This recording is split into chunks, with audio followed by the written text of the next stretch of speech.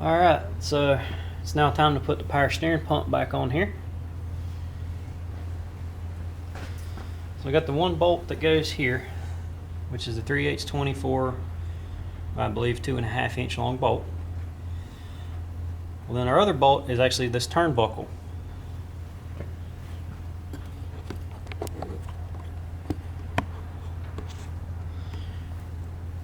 I wouldn't necessarily call it a bolt, it's more of an attachment point. If you look at this front tank bracket up towards the top, you will see two holes in it. This is going to hook into the bottom hole that's more towards the center of the tractor. So I'll be honest, I kind of think that either bolt would work. Because I believe on this tractor somebody's had it in this upper bolt. But on my 861 I've got it in the middle bolt.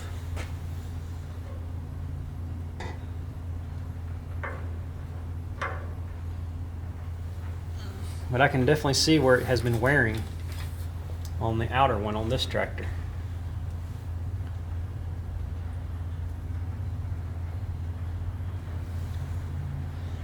Yep. So I guess either bolt will work or either hole will work.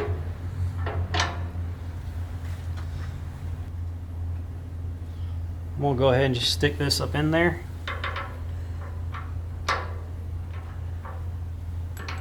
And then screw it in, and this is a left-hand thread.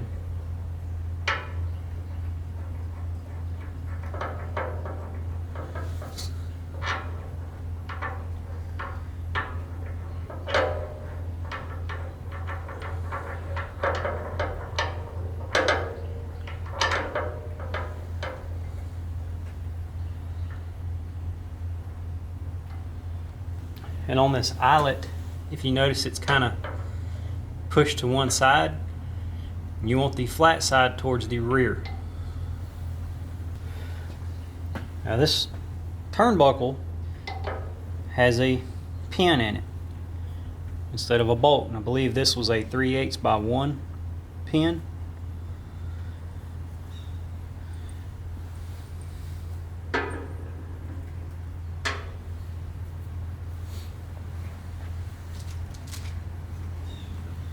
So we're going to take the pump, go ahead and slide it down in here, and get the bolt in it first.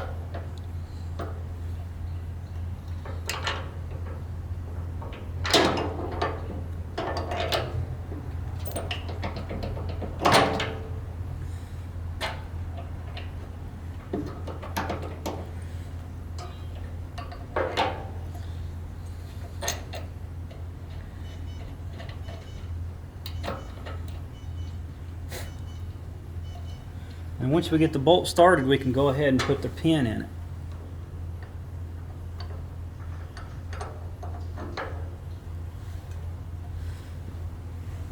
And for right now, I have just the clevis pin. I do not have the cotter pin on it yet.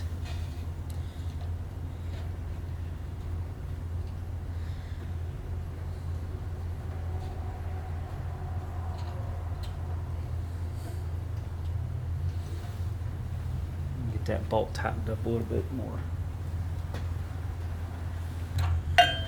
Okay, now that bolt's ran up some. So now you can go ahead and put the cotter pin into your clevis pin. I wouldn't flare the legs just yet because we're going to have to tighten our turnbuckle to tension the belt. And if you don't have your turnbuckle set just right, you're not going to be able to properly tension it, and you may have to take it back off to get your tension or get your adjustment right to tension your belt. Now, as for the belt, it is the same as the generator belt and water pump. And from New Holland, that number is a 75-629.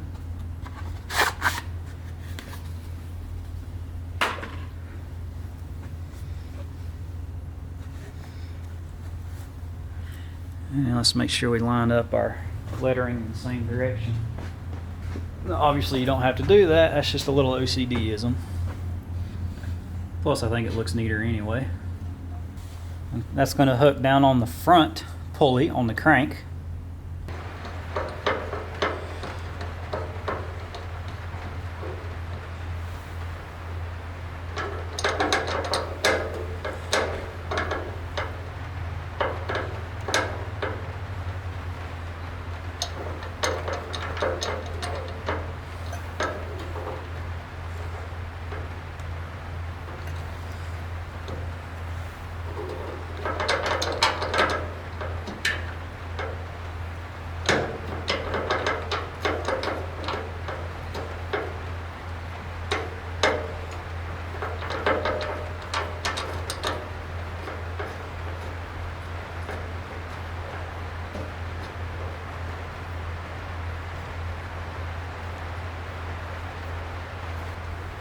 You should be able to turn that turnbuckle pretty far just by hand.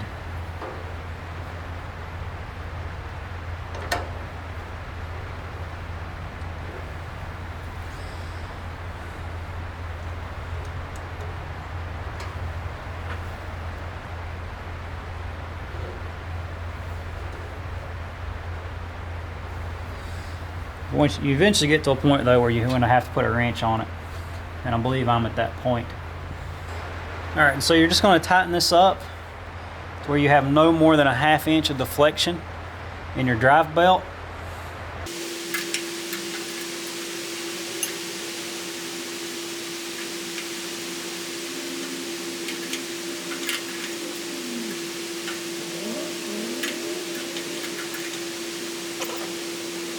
Okay, so that belt there is right, but I kind of goofed because I wanted to put oil in this and go ahead and just spin it by hand to hand prime it. So I'm actually going to back this back off for a minute. Alright, so that's backed off. So the next thing I'm going to do is go ahead and put my pressure line on here, and then I'm going to figure out how long to make my return line. So I'm going to spin the camera around a little bit. Alright, so I ran the return line and it kind of drops down a little bit, but this is long enough to flex all the way when I turn to the left or the right. This hose that I had made for the pressure, it's the right length and right ends, kind of. The problem I run into was I thought I could sneak this kind of behind, but I'm actually going to see if I can get a fitting that this is longer, that this piece is longer, and actually have it set on top of the return line, because that keeps everything in a safe working area. And I'll just have to maneuver everything around to get everything lined up. So I should be able to put some oil in here and at least get it to where it won't rust. I cannot prime the system because obviously it's going to put pressure out of that fitting right there. So unfortunately I'm at a stopping point until I can get this line repaired. Alright, so I'm getting ready to put pressure line on here, and the solution I came up with was to take basically the original line and duplicate it and put a fitting right here to accept a hydraulic hose. And it didn't dawn on me at the time, but what I could have just done was, instead of remaking the whole line, just cutting it back here and reflaring this piece. Then I would only have done one flare instead of two, but you know, it's in the past. So I made this new one. And then the hose that I got has 45-degree fittings on both ends. However, I'm a little iffy on this one because the flare is cut so short that this doesn't really seat very well. So I have a feeling this is probably going to leak on me. But the only way to know is to try it. But basically, I had to do it this way because the one that's actually, the fitting that you can actually buy like this is too short. So I'm going to go ahead and just screw it onto the back of the pump first.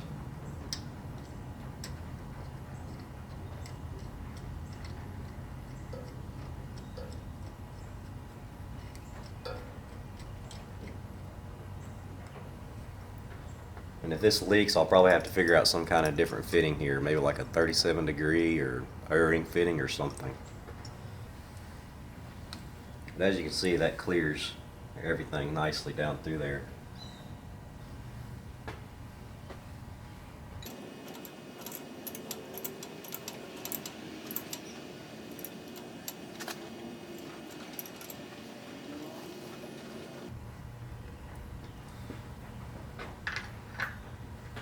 And both of these are going to be 3/4, as well as the one back here on the back of the pump.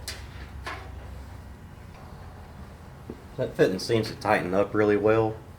I just don't know how it's going to fare when there's pressure on it.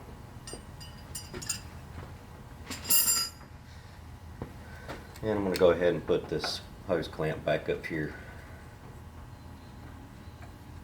onto my low side line. Alright, so I'm going to put some fluid in it now and spin it by hand. And it should start to pump something, and I may start to see a leak, I may not, I don't know. And once I get it pumped and primed, I'll get the belt tight and we'll crank it up. And then if it's going to leak, then we'll know, hopefully. If not, I'll turn it full lock, put a lot of pressure on it. And if it don't leak then, it's probably okay, but I won't know until I do it. And for the oil, I'm just using the same hydraulic oil that's in the rear end, the transmission and everything.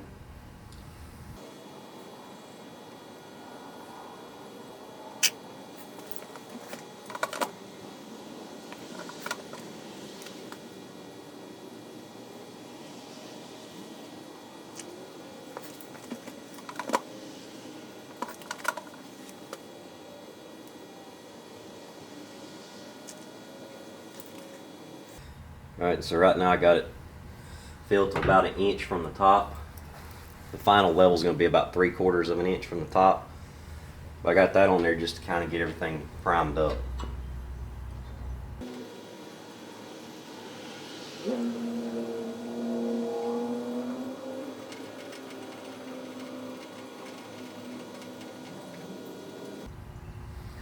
And just from me spinning that went down about 1 inch. And so far with me just spinning it, I don't see it leaking there. But I'm not sure just exactly how much pressure is being exerted there right just a minute. Okay, so I have a leak. Oh, I got a big leak.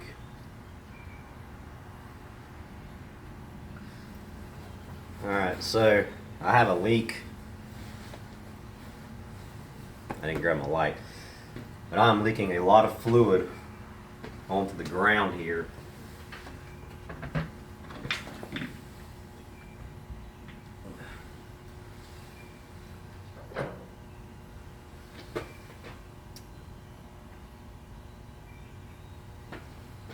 It's leaking from back here. I don't know if it's leaking out of the line or my junction. I think it might be my junction. So I'm gonna have to look at that and figure out what's going on there. It's probably just an O-ring or maybe something that's a little loose or something. So let me investigate that and then I'll continue filming.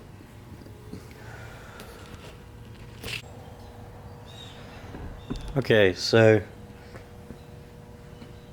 the O-ring I had here at the bottom leaked. I went and changed this to a different O-ring. Now I hooked this back up and I sat here and spun everything by hand just to be sure everything was not leaking, especially this joint here. And it didn't leak. And then I put the belt on and tensioned it back. And I started to crank the tractor, you know, just to get it to start bleeding. But I've run into a problem. And let me show you.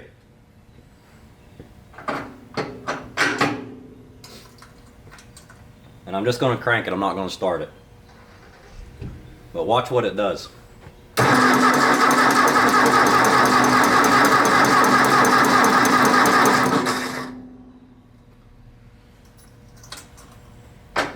So as you can see, with it just cranking, it's wanting to turn to the left. And I'm a little upset about that right this minute, because I paid a lot of money to have this valve rebuilt, and that's what's going to direct my oil flow. Of course, I had a lot of money in this little cylinder here too. So I'm going to go get the service manual and look through it and see if maybe something in here's out of whack, see if I can find out what's going on, you know, try to study this. But I'm probably going to end up having to take this cylinder back off and go back through it, because something somewhere is off on it. So unfortunately for now, that's where I got to stop. I'll figure this out. I'll probably film it just for some content. I took the decal back home for now because it's kind of rainy and I just haven't put it on there yet. This is actually sealed up from what I can tell so far, because when I was cranking it, I don't know how much pressure was on it, but I did let it turn all the way to full lock on the left, and I kept cranking it and it seemed to hold. So it may be good, it may not, but for right now it does seem to hold. So let me go do some studying, see if I can figure out what's going on here, and then I'll get back with it. So I fixed the steering cylinder, and unfortunately I didn't film it just because I did it late at night and I was just trying some different stuff. What happened was the pin that I had to make that goes in here that broke, that holds the long bolt that comes through here, that actually goes through the spool valve. Well, that pin snapped. I don't know if it snapped when I put it together, maybe I had it off a little bit, or when I tightened the lock nut down, but that basically snapped, and there was a piece about 1/4 inch long that fell down in behind the washer and was basically pushing the spool valve to the rear when this was bolted together. So I made a new pin, stuck it back in there, bolted everything down. I took and put air pressure into my feed line, and whenever I had the new pin in it, air just kind of came down and went back out. The cylinder didn't move. Now I did that also before I found the pin, and when I put air in there, it just slammed the thing forward. So you can air check this cylinder once you rebuild it by just putting air pressure in there. If everything's good, you know it shouldn't move. So I put that in there. I came down here, like I said, this was like 8:30 at night, and bolted everything back together. I put some fluid in it, and I did run it, and it does work. So at that time, the fluid was really aerated. So I just let it set, and this has been a few days now. My fluid level is about 1 inch down, it's about right in here. But like I said, you're going to put your hydraulic oil in here. It's the same stuff as you put in your hydraulics, your transmission, your rear end.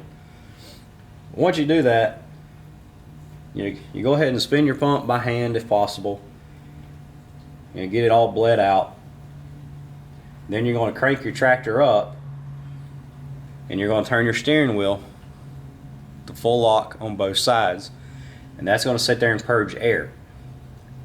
When you do that, your fluid's going to aerate. So once you do that for a little while, just let it sit for a few hours, come back, top it up, and just keep doing that until you get good assist without aeration. And that's at the stage that I'm at right now. So I'm going to crank the tractor up, and you're going to see it move back and forth, and then I'll try to get a shot of what the fluid itself is doing. I may try and hold the camera up really high to get the shot of all that, but we'll see. Okay, so no, I can't get a good shot of everything at once, so I'm going to go ahead and fire it up, and you'll see this thing work back and forth a little bit, and then I'll show you the fluid and see what it looks like, and then finish putting everything together.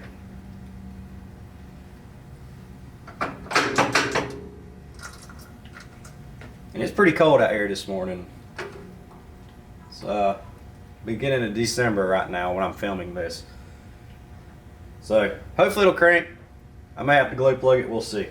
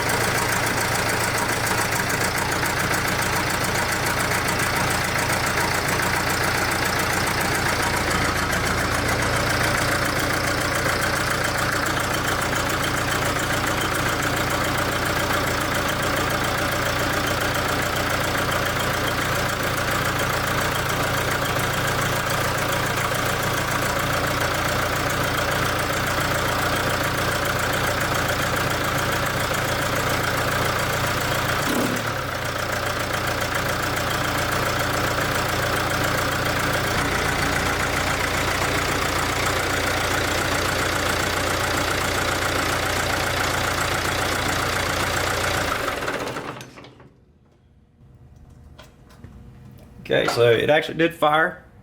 Although it struggled a little bit, but there was no glow plugs there. So that's excellent. That's great. That means I do have good compression. Although it does smoke a lot. Maybe my rings need broke in. Maybe I got a little oil burning somewhere. I don't know yet. But it does smell mostly like diesel fuel. And I don't know how well the camera picked up the power steering fluid because it looked a little out of focus on my camera, but it did actually go down. The fluid level does go down when you're running, but whenever you're just sitting here at rest, you want it to be full to about 3/4 inch from this lip. So I'm going to add a little more. I probably had some air that came out of mine. But once you do that and get, you know, no aerations, your system should be good to roll. Double check everything, make sure you don't have any leaks.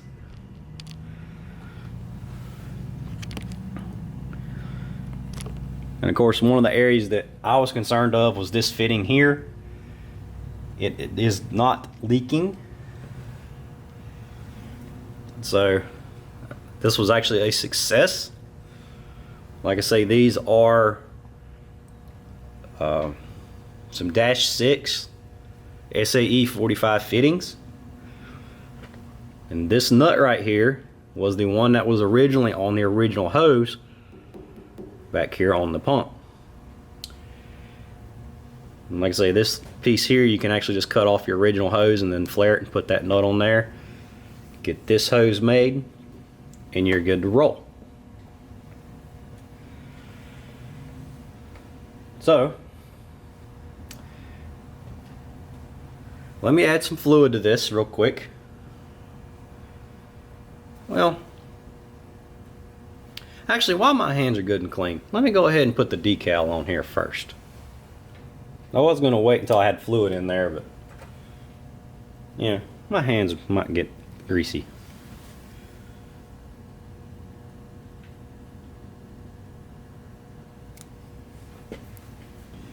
And there's our decal on there. Well, unfortunately, I thought I had the camera lifted up, but I just put this decal on there. I'm sorry if I missed that. I seriously thought I had that in the shot. But anyway, keep our system filled to 3/4 inch from the top. Clean the filter if sediment is noticeable, and there's our specification. Like I say, this is your hydraulic oil, and I just topped mine up. So now it's time to put the top on it, and we'll get it all buttoned up. And let's move this camera up just a smidgen. Alright, so our lid just has the big O-ring in it. That kit from Steiner has 2 different ones of these. It's obvious which one fits and which one doesn't.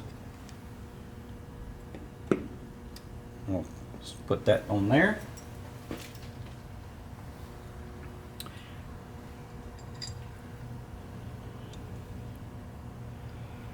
Then we have our clamp assembly.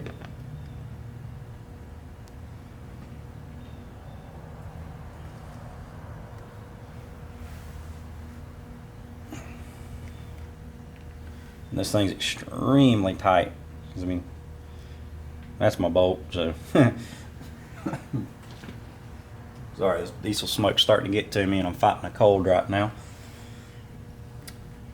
Pretty much just put that on there, and you're gonna have to squeeze this down. You might have to get a longer bolt to pull it on. It's all new fresh seals, and of course I got fresh paint, so none of that really helps. But this is the correct style bolt, a Philister head, 1/4 20. Like I say, I'm probably gonna have to go get another bolt just to run in there to tighten it up, pull it together. You could also use a pair of channel locks or something, just kind of squeeze it together. Let me go find something to get that taken care of real quick. Okay, and so I got that in there. I basically went and got a 1/4 20 bolt. It's about 2 inches long. I stuck that in there and used this to draw that clamp on and get it to where that would go in. And it's now tight. And so with that, this tractor is now 100% mechanically restored, with the exception of the air cleaner.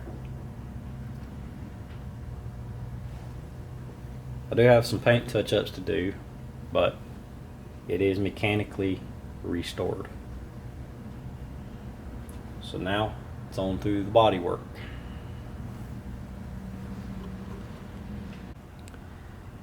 Alright, so with the exception of the air cleaner, the tractor is now 100% mechanically restored. So now I gotta start working on the body work.